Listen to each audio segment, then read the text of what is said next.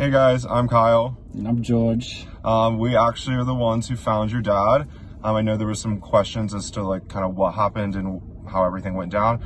Just wanted to kind of explain our portion of it. We were actually in Denver, we're from Houston, in Denver for his 30th birthday. And we traveled to Aspen for a couple of days. And on our way back from Aspen, as I'm sure you guys know, I-70 was closed due to the fires. There were some issues on a couple of the passes, so I know those were closed as well. So Google Maps actually rerouted us through Meredith and up Eagle-Thomasville Road.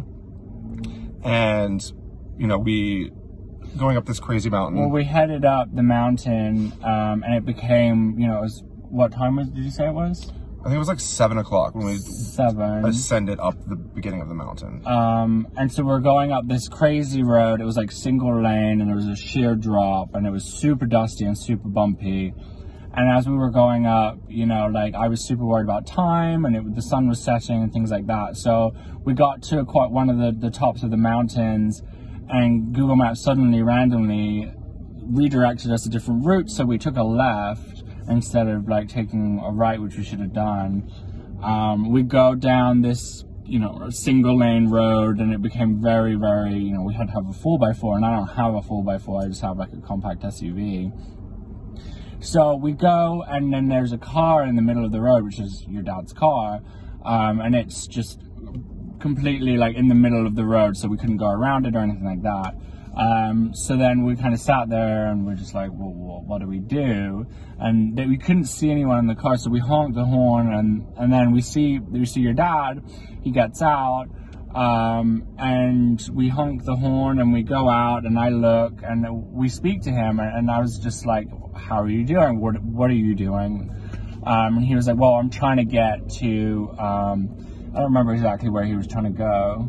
I don't know if he mentioned. I don't think he said where he was trying to go, but he seemed like he was kind of a bit in shock about the whole situation. And I said, well, we're trying to go this way. And he was like, well, don't go that way, because the car's like, he showed me his car, and it was just, broken. They said the oil pan had split or something like that.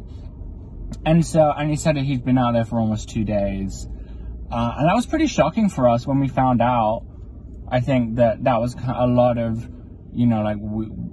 that was when kind of the red flag and the whole like thing happened, where we were just like, this man has been outside for too long and he's missing. So we said to him, look, we'll be right back. We'll be back, and we'll call someone, to be able to come and help him, but also help the car, because we couldn't really help him in that sense. I think we ran into him about 8 o'clock, because the sun was starting to go down, but it wasn't fully down quite yet. And then we drove back, we reversed all the way up the road, down across this like really scary road, turned around, headed down the mountain. So we were up in the mountain for, a few hours. And I was just like, we need to call mountain rescue as soon as we get down. Like, this man needs help. So our goal was to go, as soon as we get down, call mountain rescue. Yeah, and actually, as soon as we got out of the mountain and got service, we actually hopped on a 3-way call with Aspen Mountain Rescue, Eagle Mountain Rescue, as well as the Sheriff's Department. They had mentioned that there was someone missing that kind of sounds like fits the description, but didn't give us too much information. So we kind of gave all the details that we could, in terms of like where we thought he was, the type of car he was in, things like that. And then, we were back on a trek for another 2 hours back to Denver. So by the time we got back to Denver, we kind of hit the hay. We were super tired. Woke up with a missed call the next morning from one of the rescue teams saying that they found him. He was in the hospital. And I actually went to go tell my friend this story, because we're like, this is wild, how could this happen? We were lost. We ran into him, and, whatever. And she actually found you guys on Facebook. And so we decided to reach out, on Facebook, letting you know we found him, making sure everything was okay, and kind of putting everything together. And I mean, that whole experience of just driving up the mountain and getting lost ourselves, but then coming across Marty, that whole experience really kind of felt like to us that it was, you know, like destined to find him. And now that's a pretty cool experience to feel, you know, like as traumatic, as scary as everything was for us at that time, it feels as though everything just was okay after finding him and making him safe.